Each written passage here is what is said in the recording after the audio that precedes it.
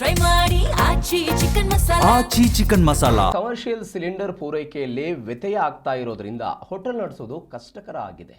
ಇವತ್ತಿಗೆ ಗ್ಯಾಸ್ ಇದೆ, ನಾಳೆ ಹೇಗೆ ತಿಂಡಿ ಮಾಡೋದು ಎಂಬ ಚಿಂತೆಯಲ್ಲಿ ನಾವಿದ್ದೀವಿ ಅಂತ ಹೋಟೆಲ್ ಸಿಬ್ಬಂದಿಗಳು ನಮ್ಮ ಪ್ರತಿನಿಧಿ ಭವ್ಯ ಸುನಿಲ್ ಜೊತೆಗೆ ಅಳಲು ತೋಡ್ಕೊಂಡಿದ್ದಾರೆ. ಹೇಗಿದೆ ಅವರ ಪರಿಸ್ಥಿತಿ, ಏನು ಹೇಳಿದ್ರು ಬನ್ನಿ ನೋಡೋಣ. ಸೊ ಇಲ್ಲಿ ಇರುವಂತಹ ಮ್ಯಾನೇಜರ್ನ ಕೂಡ ನಾನು ಮಾತಾಡಿಸ್ತೀನಿ. ಸರ್, ಈಗಾಗಲೇ ಬಿಕ್ಕಟ್ಟಿನ ಪರಿಸ್ಥಿತಿಯಲ್ಲಿ ನಾವಿದ್ದೀವಿ. ಹೋಟೆಲ್ ಮಾಲೀಕರ ಸಂಘದವರು ಕೂಡ ಅದೇ ಹೇಳ್ತಾ ಇದ್ದಾರೆ. ಹೇಗಿದೆ ಸರ್ ನಿಮ್ಮ ಹೋಟೆಲಲ್ಲಿ, ಯಾವ ರೀತಿ ಈಗ ಗ್ಯಾಸ್ ಸ್ಟಾಕ್ ಇದೆ? ಯಾಕಂದರೆ ಹೆಚ್ಚು ಸ್ಟಾಕ್ ಇಡೋದಕ್ಕೂ ಸಾಧ್ಯ ಇಲ್ಲ. ಸೊ ಪರ್ ಡೇ ಎಷ್ಟು ಗ್ಯಾಸ್ ಸಿಲಿಂಡರ್ ನಿಮಗೆ ಖರ್ಚಾಗುತ್ತೆ? ಹಾಗೆಯೇ ನೀವು ಯಾವ ರೀತಿಯಾದಂತಹ ತರಬೇರಿಯಾದ ತಿಂಡಿಗಳನ್ನು ತಯಾರಿ ಮಾಡ್ತೀರಾ ಸರ್? ಈಗ ಡೈಲಿ ಮೇಡಮ್ ಒಂದು 7 ಸಿಲಿಂಡರ್ ಬೇಕಾಗ್ತಾ ಇತ್ತು. ಈಗ ಸದ್ಯದ ಮಟ್ಟಿಗೆ ನಾವೇನು ಮಾಡಿದ್ದೀವಿ, ಬರೀ ಲೈವ್ ಐಟಮ್ ಮಾತ್ರ ಎಲ್ಲ ಬಂದ್ ಮಾಡ್ಕೊಂಡಿದ್ದೀವಿ. ಇವಾಗ ರೆಡಿ ಮಾಡೋವಂಥದ್ದು ಪಲಾವ್ ಆಗಿರ್ಬೋದು ಅಥವಾ ಖಾರಾಬಾತ್ ಕೇಸರಿಬಾತ್ ಆಗಿರ್ಬೋದು, ಇಡ್ಲಿ ಎಲ್ಲ ಮಾಡಿ ಇಟ್ಕೊಬಿಟ್ಟಿದ್ದೀವಿ.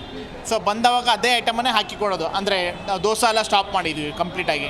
ಸೊ ಈ ಥರ ಇದೆ ಮೇಡಮ್. ಅಂದರೆ ಗ್ಯಾಸ್ ಕೂಡ ಬರ್ತಾ ಇಲ್ಲ. ಈಗ ಸಪ್ಲೈ 4 ದಿವಸದಿಂದ ಸ್ಟಾಪ್ ಆಗಿದೆ. ಶುಕ್ರವಾರ ಬಂದಿರೋ ಗ್ಯಾಸ್ ಇವತ್ತವರೆಗೂ ನೆಕ್ಸ್ಟ್ ಬಂದೇ ಇಲ್ಲ. ಆಲ್ಮೋಸ್ಟ್ 4 ದಿವಸ ಆಯಿತು. ಮೋಸ್ಟ್ಲಿ ಇವತ್ತು ಏನಿದೆ ನಮ್ಮ ಹತ್ರ ಅದನ್ನು ಮಾತ್ರ ನೆಕ್ಸ್ಟ್ ಕ್ಲೋಸ್ ಆಗಿಬಿಡುತ್ತೆ. ಓಕೆ ಸರ್, ಈಗ ನಿಮಗೆ ಗೊತ್ತು ಹೋಟೆಲ್ ಅಂದರೆ ಈಗ ಯುವಕರು ಆಗಿರ್ಬೋದು, ಬಹುತೇಕ ಮಂದಿ ಮಾರ್ನಿಂಗ್ ಬ್ರೇಕ್ಫಾಸ್ಟ್ ಆಗಿರ್ಬೋದು, ಮಧ್ಯಾಹ್ನದ ಊಟಕ್ಕೆ ಬರ್ತಾರೆ.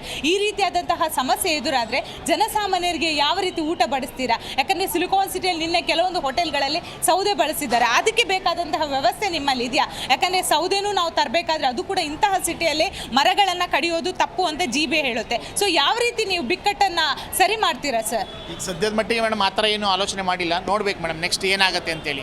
ಮೇ ಬಿ LPG ಇಲ್ಲದೇ ಇರೋದ್ರಿಂದ ಸ್ವಲ್ಪ ಕರೆಂಟಿಗೆ ಹೋಗ್ಬೇಕಾಗತ್ತೆ. ಎಷ್ಟಾಗುತ್ತೆ ಸ್ವಲ್ಪ ಏನೋ ಆದಷ್ಟು ಮಟ್ಟಿಗೆ ಮಾಡ್ಕೊಳ್ಳೋಣ ಅಂತ ಪ್ಲಾನ್ ಇದೆ ಮೇಡಮ್. ನೋಡ್ಬೇಕು. ನೀವು ಹೇಳಿದ್ರಿ ಎಣ್ಣೆ ಜಾಸ್ತಿ ಎಳೆಯುತ್ತಾ, ಹೇಗೆ ಅಂದರೆ ಯಾವ ತಿಂಡಿಗಳನ್ನೆಲ್ಲ ನೀವು ಎಣ್ಣೆಯಲ್ಲಿ ಕರೆದು ಮಾಡ್ತೀರಾ, ಹೇಗೆ ಸರ್? ವಡ ಆಗಿರ್ಬೋದು, ಬನ್ಸ್ ಆಗಿರ್ಬೋದು, ಅದೆಲ್ಲ ನಿಮಗೆ ಎನಿ ಟೈಮ್ ಇಟ್ಕೊಂಡಿರ್ಬೇಕಾಗತ್ತೆ. ವಡ ಎಲ್ಲ ಲೈವ್ ಆಗಿ ಹಾಕ್ಕೊಡೋದ್ರಿಂದ ನಮಗೆ ಗ್ಯಾಸ್ ಜಾಸ್ತಿ ಹೋಗುತ್ತೆ. ಇವಾಗ ಬಲ್ಕ್ ಕುಕಿಂಗ್ ಮಾಡಿಟ್ಟಿದ್ದೀವಿ. ಈಗ ರೈಸ್ ಬಾತ್ ಆಗಿರ್ಬೋದು ಮತ್ತು ಈ ಊಟದ ಐಟಮ್ ಎಲ್ಲ ಒಂದು ಟೈಮ್ ಕುಕಿಂಗ್ ಅಲ್ವಾ, ಅದನ್ನು ರೆಡಿ ಮಾಡಿಟ್ಟಿದ್ವಿ. ಮಧ್ಯಾಹ್ನ ಲಂಚು ಆಲ್ಮೋಸ್ಟ್ ಫಿನಿಶಿಂಗ್ ಮಾಡ್ತೀವಿ. ಪೂರಿ ಬದಲು ರೋಟಿ ಕೊಡೋ ಅಂಥ ವ್ಯವಸ್ಥೆ ಮಾಡಿದ್ವಿ ಈಗ ಆಲ್ರೆಡಿ. ಸೊ ನೋಡ್ಬೇಕು ಮೇಡಮ್ ನೆಕ್ಸ್ಟ್ ಹೇಗಾಗುತ್ತೆ ಅಂತ. ಒಂದು ಸಿಲಿಂಡರ್ಗೆ ಎಷ್ಟು ರೂಪಾಯಿ ಕೊಟ್ಟು ನೀವು ಖರೀದಿ ಮಾಡ್ತೀರಾ? ಅಂದರೆ ಈಗ ಏನಾದರೂ ಹೆಚ್ಚಾಗಿದೆ ಅಥವಾ ಗೋಡಾಮ್ಗಳಲ್ಲಿ ನಿಮ್ಮ ಹೋಟೆಲ್ಗೆ ಸಪ್ಲೈ ಮಾಡಲ್ಲ ಅಂತ ಏನಾದರೂ ಮೆಸೇಜ್ ಪಾಸ್ ಮಾಡಿದ್ದಾರೆ, ಹೇಗೆ ಸರ್? ಸದ್ಯದ ಮಟ್ಟಿಗೆ ಮೇಡಮ್ ಆ ಥರ ಏನು ನಮಗೆ ಕೇಳಿ ಬಂದಿಲ್ಲ. ನಮಗೆ ಟೋಟಲಿ ಗ್ಯಾಸೇ ಸಿಗ್ತಾ ಇಲ್ಲ. ಈಗ ಅಮೌಂಟ್ ಜಾಸ್ತಿ ಕೊಡೋದಿದ್ರು ರೆಡಿ ಇದ್ದೀವಿ ನಾವು, ಬಟ್ ಗ್ಯಾಸೇ ಸಿಕ್ಕಿಲ್ಲ ಅಂದರೆ ಹೇಗೆ ಮಾಡೋಕ್ಕಾಗತ್ತೆ? ಈಗ ಆ ಥರ ಪ್ರಾಬ್ಲಮ್ ಇದೆ. ಬಹುತೇಕ ಸಿಟಿಯಲ್ಲಿ 4-5 ಹೋಟೆಲ್ಗಳನ್ನು ಕಂಪ್ಲೀಟ್ ಆಗಿ ಮುಚ್ಚಿಬಿಟ್ಟಿದ್ದಾರೆ. ನಿಮ್ಮ ಮಾಲೀಕರು ಏನು ಹೇಳ್ತಾರೆ ಸರ್? ಅದೇ ಮೇಡಮ್ ನೋಡುವ, ಈಗ ನಮ್ಮ ಹತ್ರ ಇರೋ ಸ್ಟಾಕಲ್ಲಿ ಇವತ್ತೊಂದು ದಿವಸ ಓಡ್ಬೋದು ಅಷ್ಟೇ. ನಾಳೆ ದಿವಸ ಸ್ವಲ್ಪ ಸಮಸ್ಯೆನೇ, ಗೊತ್ತಿಲ್ಲ ಏನಾಗುತ್ತೆ ಅಂತೇಳಿ. ನಾವು ಬಂದಿಲ್ಲ ಅಂದರೆ ನಾವು ಬೇರೆ ದಾರಿ ಇಲ್ಲ, ಬಂದ್ ಮಾಡಲೇಬೇಕಾಗತ್ತಲ್ಲ. ತಿಂಡಿಗೆ ಏನಾದರೂ ರೇಟ್ ಜಾಸ್ತಿ ಮಾಡಿದ್ದೀರಿ? ಯಾಕಂದರೆ ಈ ರೀತಿಯ ಬಿಕ್ಕಟ್ಟು ಸಂದರ್ಭದಲ್ಲಿ ಗ್ರಾಹಕರ ಮೇಲೆ ಬರೆ ಎಳೆಯೋದು ಅಂದರೆ ಕೆಲವೊಂದು ಹೋಟೆಲ್ಗಳಲ್ಲಿ ಆಗ್ತಾ ಇದೆ. ನಿಮ್ಮ ಹೋಟೆಲಲ್ಲಿ ಏನಾದರೂ ತಿಂಡಿಯ ಬೆಲೆ ಏರಿಕೆ ಮಾಡಿದ್ದೀರಾ? ಇಲ್ಲ ಮೇಡಮ್, ಆ ಥರ ಇನ್ನೂ ಏನೂ ಮಾಡಿಲ್ಲ.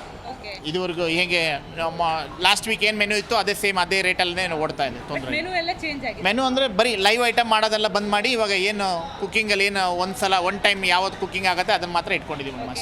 ಅಂದರೆ ಬೆಂಗಳೂರಲ್ಲಾಗಿರ್ಬೋದು, ಇತರೆ ಜಿಲ್ಲೆಗಳಲ್ಲಿ ಹೋಟೆಲ್ಗೆ ಗ್ರಾಹಕರು ಎಷ್ಟು ಡಿಪೆಂಡ್ ಆಗಿದ್ದಾರೆ. ಅಷ್ಟು ಮಾತ್ರವಲ್ಲದೆ ಹೋಟೆಲ್ಗಳನ್ನು ನಡೆಸಬೇಕಾದ್ರೆ ಪ್ರಮುಖವಾಗಿ ಈಗ ನಾವು ಜನರು ಗ್ರಾಹಕರ ದೃಷ್ಟಿಯನ್ನು ನೋಡ್ತಾ ಇದ್ದೀವಿ. ಆದರೆ ಹೋಟೆಲ್ಗಳಲ್ಲಿ ಕೂಡ ಬಹುತೇಕ ಒಂದು ಹೋಟೆಲ್ ಅಂದರೆ ಸುಮಾರು 10ಕ್ಕೂ ಹೆಚ್ಚು ಮಂದಿ ಸಿಬ್ಬಂದಿಗಳು ಕಾರ್ಯವನ್ನು ನಿರ್ವಹಿಸ್ತಾರೆ. ಹೋಟೆಲ್ ಒಂದು ವೇಳೆ ಸಂಪೂರ್ಣವಾಗಿ ನಿಂತು ಹೋದರೆ ಸಿಬ್ಬಂದಿಗಳಿಗೆ ಕೂಡ ವೇತನವನ್ನು ಕೊಡುವುದಕ್ಕೆ ಬಹಳಷ್ಟು ಕಷ್ಟಕರ ಪರಿಸ್ಥಿತಿ ಆಗುತ್ತೆ. ಹಾಗೆಯೇ ಬಾಡಿಗೆ ಮುಖಾಂತರ ಹೋಟೆಲನ್ನು ನಡೆಸ್ತಾ ಇರ್ತಾರೆ.